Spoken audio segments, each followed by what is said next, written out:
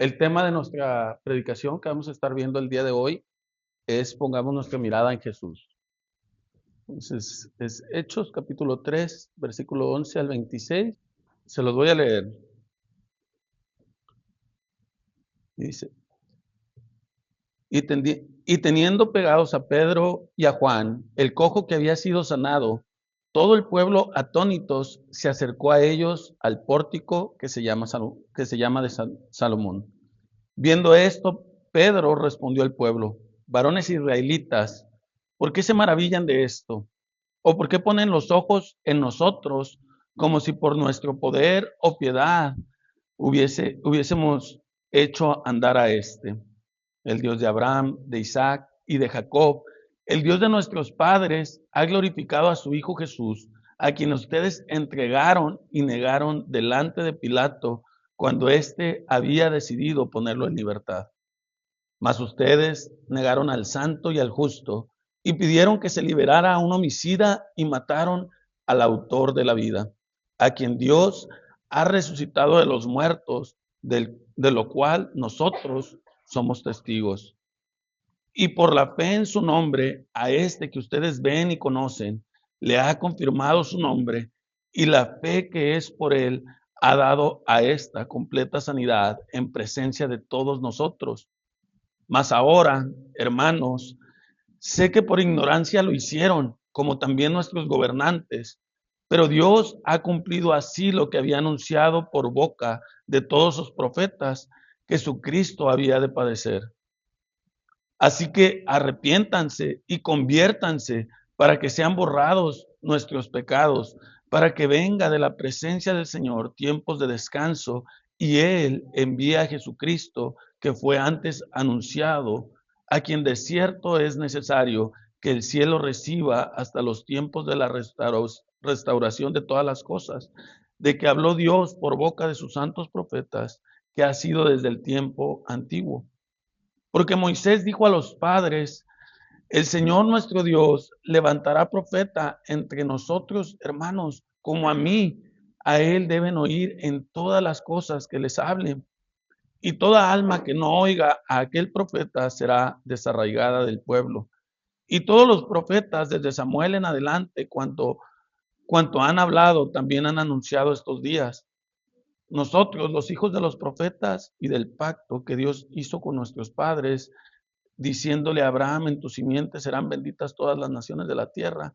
A nosotros, primeramente, Dios, habiendo levantado a su Hijo, lo envió para que nos bendiga, a fin de que cada uno se convierta de su maldad. Para poder retomar nuestro texto en donde nos quedamos, de Hechos, es importante entender un poco del contexto, recordar lo que ya habíamos visto. Se encuentran en este momento después de la sanidad del cojo. Había sucedido este suceso y nos narraba capítulo 3, del versículo 1 al 10, que este era un cojo de nacimiento y que todos los días él se iba a la puerta de ahí del templo. La gente lo conocía, sabía que él era un cojo de nacimiento y toda la gente constantemente, día tras día, semana tras semana, lo miraban ahí. Pero de repente, este cojo es sanado por Pedro y por Juan. Y dice, nos narraba el principio del capítulo 3, que el cojo al ser sano se levanta saltando y comienza a glorificar a Dios y la gente se asombra y nos dice que se llena no solamente de asombro, sino de espanto. Y entonces se amontonan y van todos detrás de Pedro y de Juan. Y ahí es donde nosotros comenzamos con nuestro texto que vamos a estudiar el día de hoy. Ahora, ¿por qué esto es importante? ¿Por qué este punto de todo esto que sucedió es tan importante? Bueno, es importante porque en la reacción de estos hombres, en la reacción de la gente que había visto este milagro, nosotros nos encontramos esta revelación del corazón de los hombres. ¿Cómo se revela el corazón de los hombres realmente cuando sucede cualquier cantidad de situaciones? En este caso, este milagro. Un corazón perverso, un corazón que busca siempre sustituir a Dios por algo más. Revela que ellos, en lugar de poner sus ojos en el suceso de lo que había de lo que había pasado y glorificar a Dios, ellos habían puesto su mirada en los hombres, en Juan y en Pedro. Es por eso que Pedro entonces los confronta, porque ellos estaban poniendo su mirada en ellos en lugar de mirar a Jesús. ¿Por qué sucede esto? Bueno, hay una frase que me gusta bastante de Juan Calvino que dice: el corazón del hombre es un taller de ídolos, del cual, de tal modo que cada uno de nosotros, desde el vientre de su madre, es un maestro artesano de ellos. Somos expertos para convertir este tipo de situaciones en un ídolo en nosotros. Posiblemente ellos estaban asombrados, estaban maravillados, pero estaban viendo a Pedro, estaban viendo a Juan. ¿Y qué les pregunta Juan? Los aborda desde dos preguntas muy importantes. Les dice: ¿por qué se maravillan de esto? ¿Por qué ponen los ojos en nosotros como si por nuestro poder o piedad hubiésemos hecho andar a esto? Ahora, la pregunta de por qué se maravillan, ¿a poco no era algo de qué maravillarse? ¿A poco no era algo de qué impresionarse? La verdad es que sí. Yo creo que cualquiera de los que estamos aquí vemos un milagro de esa magnitud, una persona que desde nacimiento ha sido cojo, pues realmente nos asombramos. Pero ¿cuál era el contexto de lo que había sucedido? ¿Qué había sucedido en esos días cercanos? Jesucristo había resucitado. Acababa de suceder el mayor milagro que pudo haber sucedido en la historia, y sin embargo ellos, habiendo escuchado de esto, habiendo incluso participado de su arresto, de su muerte, habiendo estado en ese contexto, ellos se maravillan por un cojo que había sido sanado. ¿Por qué se maravillan de esto si el suceso, el milagro más importante en la historia acaba de suceder y ustedes están maravillando de este pequeño suceso? No solamente eso, sino que el ministerio de Jesús continuamente había sido pues un testimonio de milagro tras milagro. Ellos posiblemente habían escuchado todas las obras que Jesús había hecho. Sin embargo, ante esta situación, ellos se estaban maravillando. No solamente eso, sino que con su segunda pregunta, Pedro los aterriza aún más. Les dice: ¿por qué ponen su mirada en nosotros? ¿Por qué nos miran a nosotros? ¿Qué es lo que nosotros como iglesia creemos sobre los milagros? Que estos son una señal que apuntan ¿a quién? A Jesucristo, que apuntan lo importante, el milagro, lo que estaba sucediendo ahí, no era lo importante, sino lo que éste señalaba. Estaba apuntando a Jesucristo, pero ellos, en lugar de ver hacia donde la señal estaba apuntando, ellos estaban mirando a Pedro y a Juan. Es increíble cómo incluso en las cosas buenas somos expertos en voltear a lo que no es importante, hacernos ídolos de lo que no deberíamos de hacernos ídolos. Somos expertos en buscar algo por encima de Dios. Puede Dios estar haciendo la obra en nuestras vidas, sin embargo, vemos otras situaciones y desviamos nuestra mirada. Somos tan perversos que, al igual que estos hombres, cuando sucede esto, nosotros dejamos de lado a Jesucristo. Me acuerdo en el contexto de iglesia donde yo crecí, me acuerdo que la gente era muy común que se acercaba al pastor o a los líderes al final de la reunión y le pedían oración. Pero algo curioso que sucedía cuando le pedían oración al pastor, que bueno que podamos pedir que oren por nosotros y acercarnos unos a otros. Pero lo curioso es que se acercaban y le decían: ayúdeme con esta petición porque usted está más cerca de Dios. Ah, porque usted es más bueno. ¿Y qué revelaba eso? Bueno, que estamos poniendo nuestros ojos en los hombres. Estamos poniendo nuestra confianza en alguien más en lugar de quien puede hacer la obra. Tenemos una necesidad y decimos: bueno, voy a orar. Pero si le digo al pastor, a lo mejor el pastor sí lo va a escuchar porque yo a lo mejor no soy tan bueno. ¿Qué es lo que estamos haciendo? Nuevamente, estamos poniendo nuestra mirada y nuestra confianza en algo más. No solamente en los hombres, ponemos muchas veces nuestra confianza en nuestras finanzas, ponemos nuestra confianza en nuestra familia. Depende de cómo está nuestra situación emocional para saber si estamos bien con Dios o no. No, hoy no voy a la iglesia porque no tengo ganas, porque no fue una muy buena semana para mí. Estamos poniendo nuestra esperanza, nuestro descanso en algo o en alguien más, y al igual que estos hombres, no estamos poniendo nuestra mirada en el autor de la obra completa. Es muy triste lo que estos hombres habían hecho porque Pedro les comienza a decir y les habla en un lenguaje dentro de su contexto. No les habla como tal vez nos hubiese hablado a nosotros, sino que les dice el Dios de Abraham, de Isaac y de Jacob, el Dios de nuestros padres.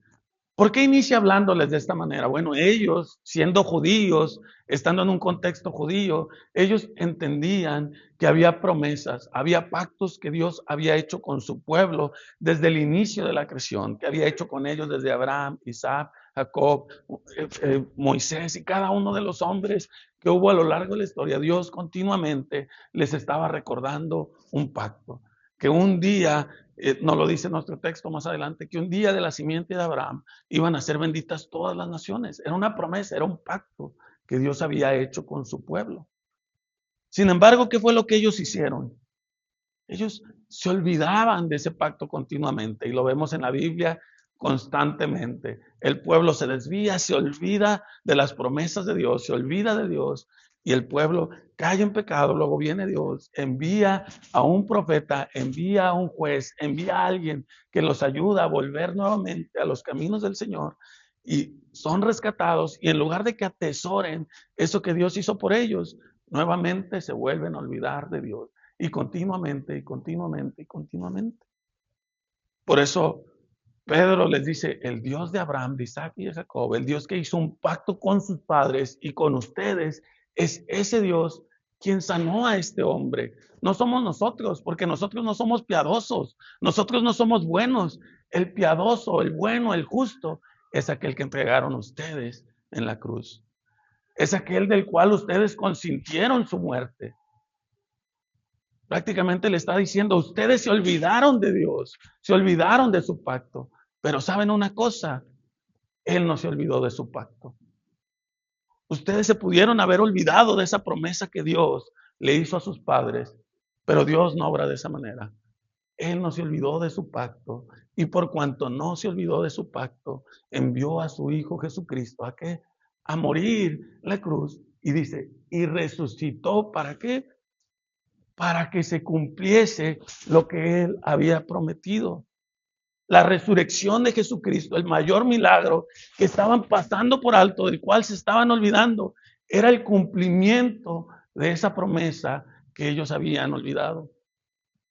Ellos se habían olvidado del pacto, pero Dios no se olvida del pacto. Ellos habían abandonado a Jesucristo, sin embargo, con la sanidad de este cojo, Cristo les demuestra que nosotros nos podemos olvidar de Él, pero Él no nos abandona, Él no nos deja ahí como a ese cojo que estaba ahí y nadie lo tomaba en cuenta, sino que Él lo sana. Ellos lo habían traicionado, sin embargo, Él estaba dispuesto a perdonarlos si ponían su confianza y su mirada en Él. Es increíble cómo el suceso, para que nos demos una idea de qué tan mal fue lo que ellos hicieron y lo que Pedro les estaba tratando de mostrar, que dentro de la cultura de los judíos, ellos eran muy cerrados entre ellos, de nosotros, nuestra cultura, los judíos, nuestro pueblo, nuestro pacto, todo se trata de nosotros, a tal punto que para ellos entregar a un judío a juicio con un gentil, en este caso con Pilato, era una de las traiciones más graves que podía existir. O sea, aquella persona que acudía a pedir ayuda para juzgar a otro judío con un gentil era considerado un traidor, peor todavía que los publicanos, era alguien que realmente la gente lo consideraba como alguien malvado y perverso. Sin embargo, estaban ellos en ese punto tan cerrados con su mirada puesta en otras cosas que estuvieron dispuestos a traicionar a Jesucristo, al santo, al justo, a tal punto que no solamente lo traicionaron, liberaron a un asesino. Liberaron a un hombre que era bien sabido por todos, que era malvado, que era perverso, que había matado personas. Ellos prefirieron a un hombre malvado en lugar de al justo y santo. Pero ahora, con un milagro, miraban a Pedro y a Juan como si ellos realmente fueran muy piadosos. En verdad es increíble qué tan perversos se habían convertido sus corazones, qué tan endurecidos estaban, que no habían visto lo que era tan evidente. No habían visto a Jesucristo. Todas las señales que se habían dado, todos los milagros en el ministerio de Jesús, incluso la resurrección misma de Jesucristo, señalaban que Él era el cumplimiento de esa promesa. Pero ellos no le reconocieron. Pedro continúa diciéndoles que él entiende que esto lo hicieron por ignorancia. Si yo entiendo que lo hicieron por ignorancia, al igual que los gobernantes, ellos no conocían que Él era Jesucristo. Ahora, esto es hasta cierto punto, pues, es absurdo, es raro porque continuamente a través de la historia, Dios se encargó de darles tantísimas señales, tantísimos milagros, tantísima palabra, envió profetas, envió hombres, levantó cantidad de situaciones para que ellos pudieran entender que Jesucristo era aquel del cual se venía hablando. Sin embargo, cuando se presentó delante de ellos, no le conocieron. Y dice, ok, ustedes lo entregaron, lo traicionaron porque no sabían que Él era el Mesías. Pero eso no los excusa. Eso no los libra del pecado que acaban de hacer. Cuando pensaba en esto, me acordaba de una situación que viví hace algún tiempo. En mi trabajo, yo regularmente llego y me estaciono en el mismo lugar siempre. Pero un día se me hizo tarde, llegué, estaba el lugar ocupado y me estacioné en otra parte.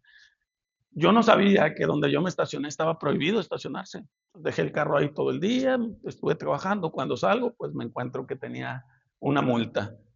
Entonces, pues ya me tocó la multa y me tocó pagarla. Sin embargo, el hecho de que yo no sabía que ese lugar estaba prohibido, no quiere decir que yo podía ir con tránsito y decirles, oye, yo no conocía esta ley. ¿Por qué? Porque independientemente si conozco o no la ley, independientemente si conozco o no, si eso está permitido, está escrito y se tiene que cumplir y hay una consecuencia porque yo me estacioné en un lugar prohibido. De la misma manera, el hecho que ellos no hubiesen conocido o reconocido que Jesucristo era aquel que les había prometido, no los excusaba. Ellos realmente eran culpables y culpables de juicio. Y la paga del pecado, nos dice Romanos, es la muerte. Ellos merecían ser condenados a muerte, porque su pecado era grande, era fuerte, era el peor de todos. Habían entregado a Jesucristo, al Mesías, al justo, al santo. De verdad que ellos no merecían ser perdonados. Y les dice Pedro, sí, no conocían eso. Sin embargo, lo que hicieron fue terrible. Mataron al autor de la vida. No mataron a un hombre, no entregaron a un judío más, no entregaron a una persona cualquiera, entregaron al autor de la vida. Pero ¿saben qué? No importa. Si ustedes ponen su confianza, si ustedes ponen su mirada, Jesucristo, al igual que el cojo, y se arrepienten de sus pecados y se convierten de sus malos caminos, entonces Él puede perdonarlos. Es increíble cómo funciona el perdón de Dios. A nosotros el día de hoy, si alguien no nos saluda, nos cuesta perdonarlos. A nosotros, si alguien el día de hoy nos ofende, sucede algo que nos hace sentir a lo mejor despreciados, menospreciados, ofendidos. Si alguien a los que son padres a lo mejor le habla de una manera que no te gusta a tus hijos, dices, no, ya, nos cuesta perdonar. A Jesucristo lo traicionó su pueblo a quien Él cuidó, a quien Él les mandó constantemente señales. Él dedicó Su ministerio, 3 años en la tierra, los dedicó a servirles. No les falló en nada, entregó su vida literalmente por ellos. Lo traicionaron, lo abandonaron. Y aún así les dice, si se arrepienten, Él puede perdonarlos. ¿A poco ese no es un Dios de misericordia, de amor? Es por eso que les dice, entonces va a venir un descanso sobre nosotros. Porque eso es lo que provoca el Evangelio en nuestros corazones. Sí, entendemos nosotros que merecemos un castigo y un juicio porque hemos sido perversos y malvados. Pero aún cuando merecemos eso, Dios en su misericordia envió a su Hijo para perdonar nuestros pecados. Eso en verdad trae un descanso, un reposo, un refrigerio sobre nuestros corazones. Porque podemos descansar entendiendo que yo le he fallado a mi Señor, pero aún así Él ha sido bueno conmigo y va a ser bueno conmigo siempre y me ha perdonado. Es por eso que podemos poner nuestra mirada en muchas otras cosas, pero todo lo que pongamos nuestra mirada para tratar de tener ese descanso en nuestras vidas tiene un principio y un fin. Si yo pongo mi esperanza en que el pastor, el líder de la iglesia es muy bueno y me va a ayudar, ¿sabes qué? El pastor, el líder de la iglesia se puede equivocar.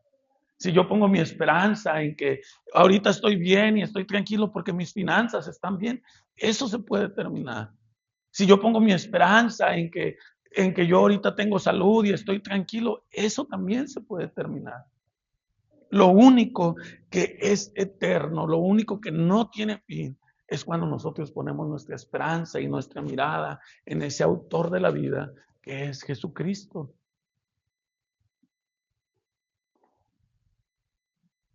Y cuando habla de esto, nos recuerda y vuelve nuevamente el pacto que Dios hizo diciendo a Abraham, en tu simiente serán benditas todas las naciones. Dios levantando a su hijo lo envió para que nos bendijera a fin de que cada uno se convierta de su maldad. Realmente nosotros podemos decir gracias, Señor, porque esa bendición que tú has prometido, esa bendición que tú prometiste para tu pueblo, no solamente era para ellos, sino para todos aquellos, no, todos aquellos que ponemos nuestra esperanza en Él. No es una nación solamente territorial, sino que somos su pueblo, todos aquellos que confiamos, ponemos nuestra esperanza, nuestra fe en ese autor de la vida. Y sabes, lo bueno es que aunque somos malos, perversos y seguimos luchando con nuestro pecado todos los días y seguimos haciéndonos ídolos todos los días, Él es tan bueno que Él puede hacer que nosotros nos volvamos de nuestra maldad y lo podamos voltear a ver a Él. Porque sin su ayuda nosotros estaríamos viendo infinidad de cosas menos a Él. Pero gracias a Dios que esa bendición en la cual nosotros nos podemos voltear nuestra mirada a Él. Y lo que sella esta promesa, lo que sella este contrato o este pago y con lo que podemos ver que esto realmente es real, es que Jesucristo resucitó de los muertos. Pedro les está diciendo, bueno, Jesucristo no solamente vivió una vida justa y santa, Jesucristo no solamente es diferente a nosotros y es bueno, misericordioso, poderoso, sino que Jesucristo cumple sus promesas, cumple eso que Él había prometido a lo largo de la historia y a través de la resurrección, el mayor milagro que pudo haber existido es que Él está diciendo, ya está completa la obra. No depende de lo que tú hagas, no depende de lo que puedas hacer, no dependa en qué estado está tu corazón actualmente, si estás triste, cansado, dolido, ofendido, si el día de hoy estás pensando más en otras cosas o en ti mismo, no importa cómo estés, si el día de hoy tú pones tu confianza en Jesucristo, entonces Él es fiel y justo porque no ha olvidado su promesa y su pacto de rescatarnos de ese hoyo en el que estábamos. Gracias en verdad a la misericordia y obra perfecta de nuestro Señor Jesucristo, porque así como Él se levantó de los muertos, Él nos promete una vida nueva juntamente con Él, en donde nosotros también morimos a nuestro viejo hombre, a nuestra carne, a nuestro pecado, para levantarnos en una vida en donde nosotros podamos realmente poner nuestra mirada en ese autor de la vida.